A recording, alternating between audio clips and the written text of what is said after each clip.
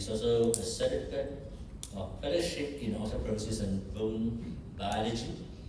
Robert and Arlene Kogut Center on Aging in Mayo Clinic, Castor, US, and also the postdoctoral research fellow in the Division of Endocrinology and Diabetes and Nutrition Unit in Mayo Clinic, Seoul, US. So it is a great honor to welcome Dr. Paria to deliver his talk on the role of teraparatide in a very high-risk patient.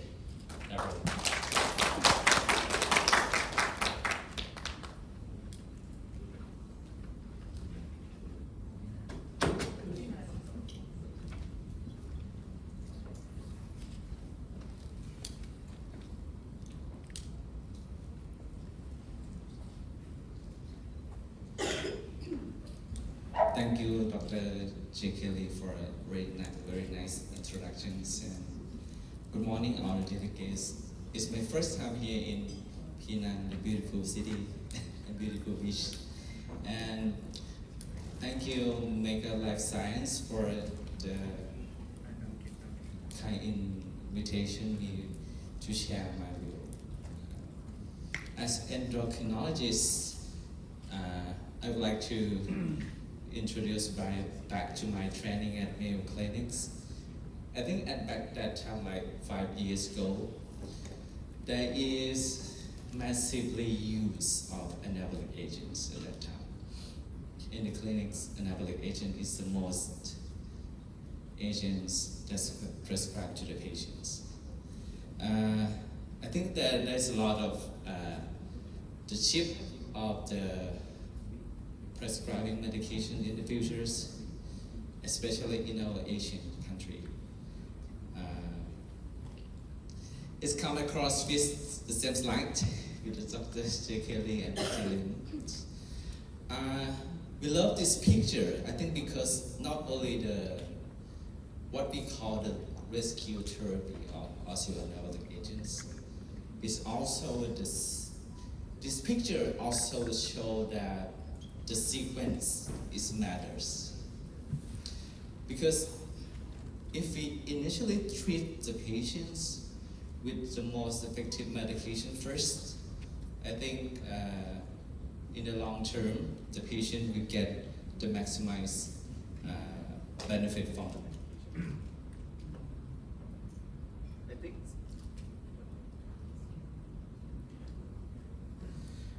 I think that the optimal goals for most of us is to reduce morbidity and mortality to the patients. The strong goal is to reduce morbidities. We know that 40% of the patient will be independent. I mean, they need assistance if they have the fractures.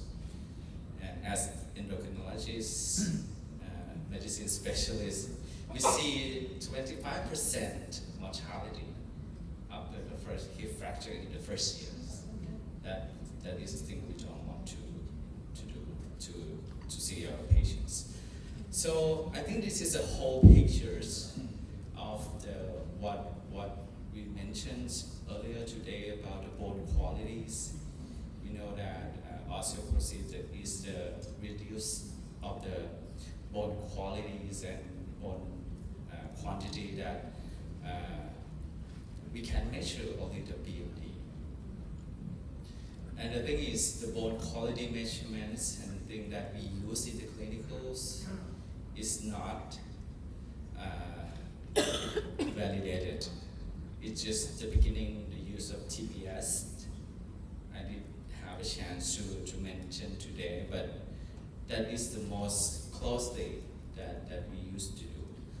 Back to my training, I used to do what we call bone material strengths.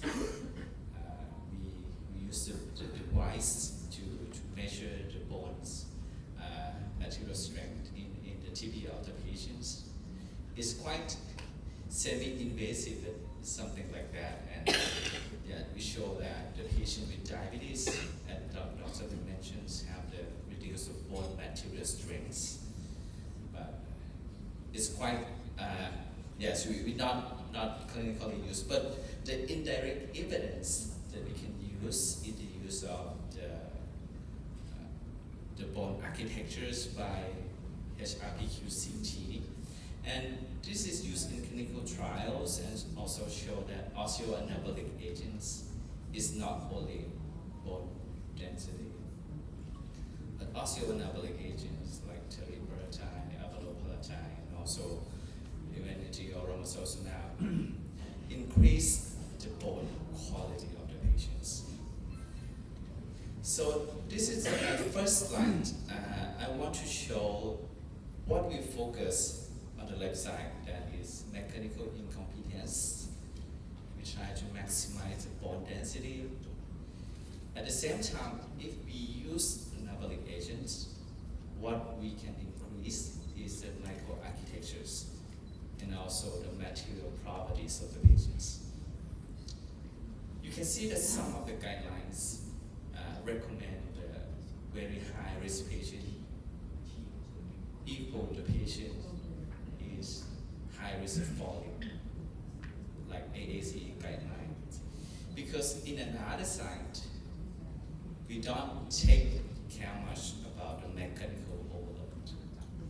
This means by that is to reduce the fracture risk and also the focus on the patient with high fracture risk like stroke patients, Parkinson's disease, and also the sarcopenic patients.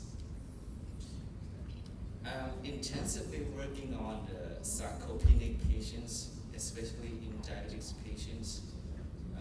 Our data will come out recently, but this is the things that we need to focus. I will take like 2 minutes. We have no all the guideline today, but like Dr. J. Kelly said, that most of the fractures occur as osteopenic range, like more than 50% of the fractures. So that's why we need criteria, another criteria for osteopenia with high facts or fragility fractures other than hip or spines. The medication we have right now is primarily attack on the cell that is osteoclast. What we know is anti-resorptive agents and osteoblast cell, that is what we call osteoanabolic agents. In the US, they have abalopalatide. We don't have it. In my country, we don't have it. We have teraparatide. And recently, the introductions of romosozumab, that is dual actions. Back to the guidelines. This is the summary of the very high risk in the endocrine society. Once you have fractures with low T-score and multiple fractures, you already define as very high risk. And the criteria is quite flexible. And so that's why the anabolic agent is widely used. For the AACE guidelines, they use the frax threshold also, like hip more than 4.5% and MOF more than 30% is very high risk fractures. And the interesting thing is the high fall risk. Yes, when we ask the patient how many you fall in the recent year, more than 2 times, you have coordination problems. This is the summations. Unfortunately, in Thailand, the criteria is quite strict. We use minus 3.5 T-score, and also other criteria is quite strict. So what I'm going to focus today is the recent update from ASVMA task force. And I think this update is going to change a lot of the guidelines. And because what the concept of this goal-directed osteoporosis management is to focus on the imminent fracture risk. What they mean by the imminent fracture risk is the risk of the fractures likely more than 10% in 2 years, whether you have the recent clinical fractures. The risk of the one following year of the fractures depend on the sentinel factors or the first fractures that you have.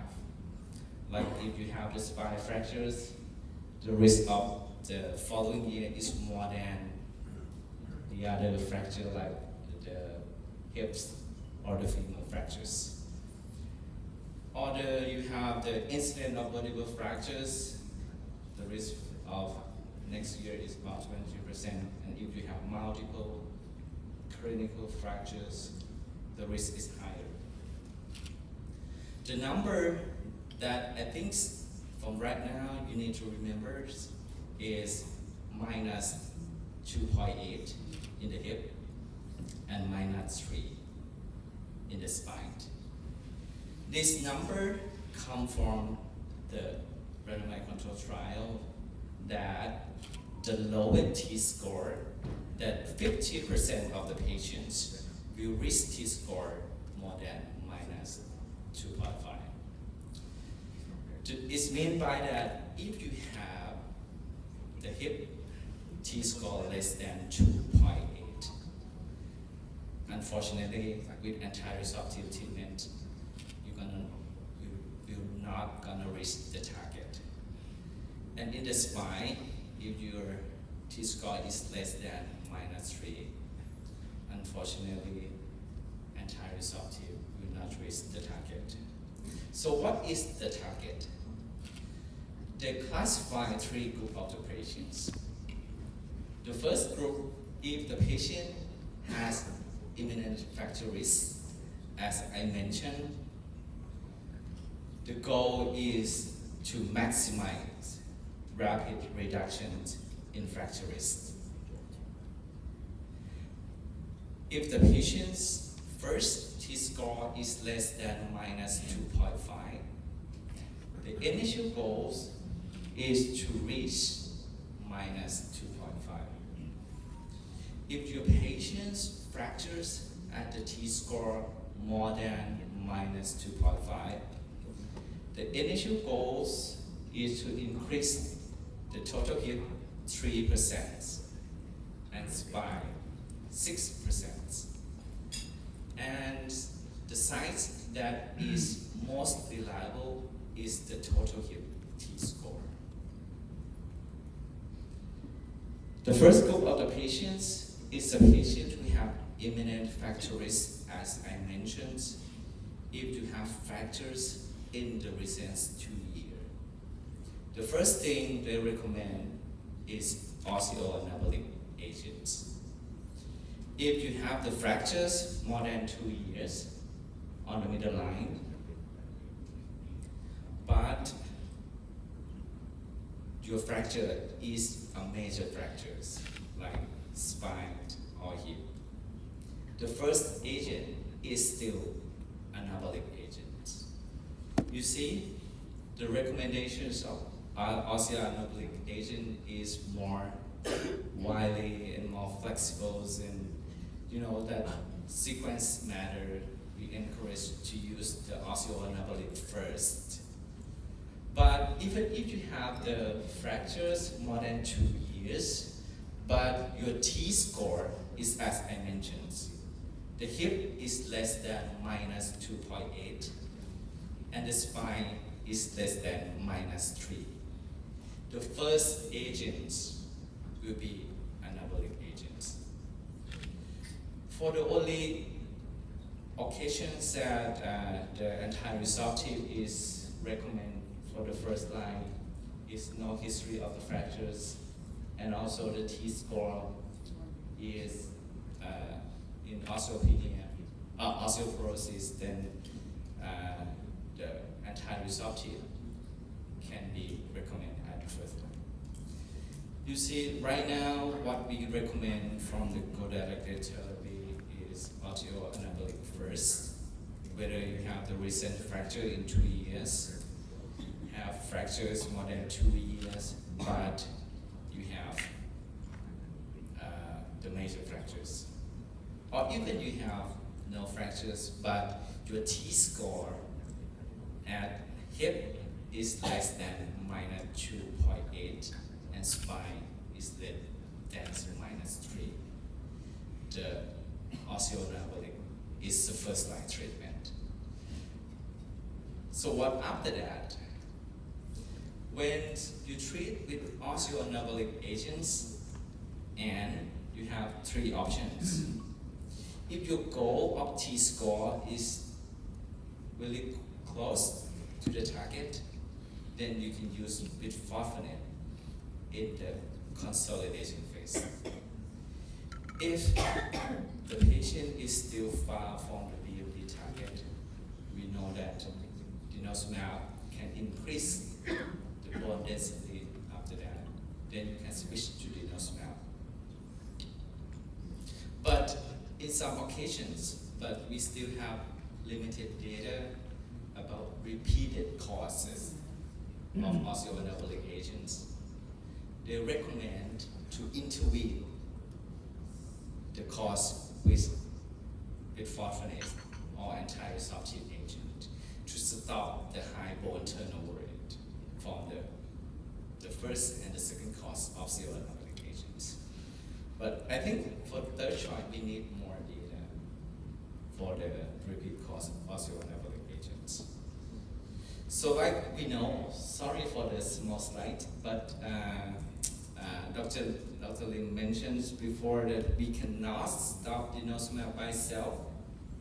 They need to consolidate with something else, like cyanuric acid. But if, like I said, if you reach the target by osteoanabolic agents, we have 3 options. You close to the target, you use bisphosphonate. You very high from the target, you use denosumab, or consider anabolic agent at the second course, but intervene by bisphosphonate. And if you reach the target by denosumab, you need to stop with something like cyanuric acid is the most agents that we use. Sorry, we don't have the time to cover in that topic. But if you reach the target by bisphosphonate, you can do the drug holidays.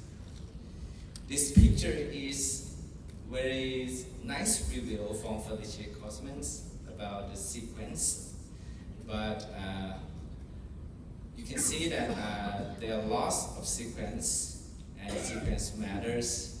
But what I'm going to focus today is only after osteoanabolic agents in very high-risk patients.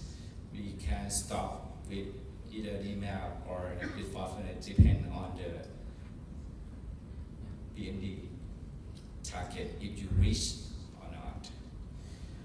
The difference between after teraparatide and continue with bisphosphonate and after teraparatide continue with denosumab is, you know that denosumab increase bone density more than bisphosphonate if we not reach the target yet. That is the whole concept.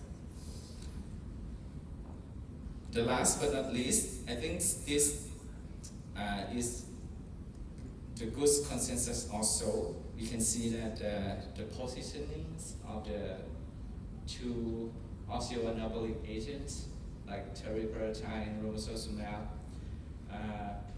like in very high-risk patients, whether you define with any recommendations. Because, you know, what we need to know about the goal-directed therapy, we have a lot of patients come from another country, right? And they ask for the best treatments. That's what we can give them and give the most updated information to the patients. Another role is in like AFF, other kind of stuff that very high factor risk. This is the difference, reduction in fracture risk. We know that the prominence effect of the teraparatide is on the vertebral fractures. Let's move on and focus on the osteoanabolic agents. Right now we have 2 groups of anabolic agents. The first group is the PTH analog or PTH-RP analog, teraparatide, teraparatide, and another group is romosozumab. You can see the differences when you have to choose or prescribe the patient with osteoanabolic agents. You see, like the Dr. J. Kelly says, we have more historic evidence with teraparatide. We have long history about safety data. We have long use about that. So that's why the indications of teraparatide is the more wide indications. We have many trials in women, in men, and also the glucocorticoid-induced osteoporosis. So is wide indications. But for the romosozumab, the US FDA is only approved for women. And the study in another indication is on the way. The difference is romosozumab is a monoclonal antibodies and teraparatide is PTH analog and teraparatide is PTH-RP. The thing is, romosozumab needs to be injected in a hospital every month for a year, 12 months. But teraparatide can be prescribed by themselves every day, like 1 or 2 years. We recommend 2 years.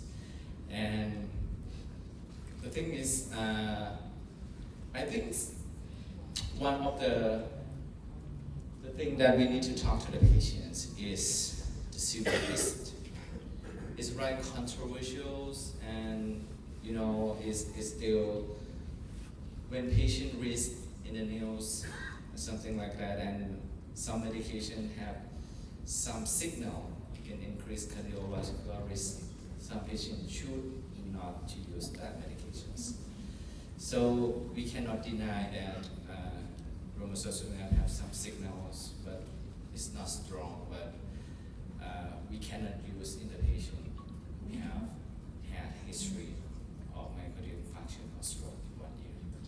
But some country, if you have once in your lifetime, it's contraindicated. I'm sure the picture later. This is the whole concept of the osteoanabolic agents. I show you these pictures of the romosozumab. So, and you see that the indication is only approved for women in like the US and also in Thailand and also from the other country also. But it can be prescribed in men in Japan. And the thing is about the severe risk. Thailand followed the FDA recommendations that if you have 1 year of myocardial infarctions or stroke, it is contraindicated. But for some countries, if you have once in your lifetime, it's contraindicated. That is the thing we need to talk to the patient about his risk. And it's controversial about when you see the patient is very high factor risk and you don't know what to do with the patients. So there's still barrier. I don't think in only Thailand, but I think also in other countries like us, that many things has like the reimbursement policy. Like we also have the problem with teraparatide that need to be injected every day by themselves. But we need to keep the patient information and the benefit that the patient will get from these medications.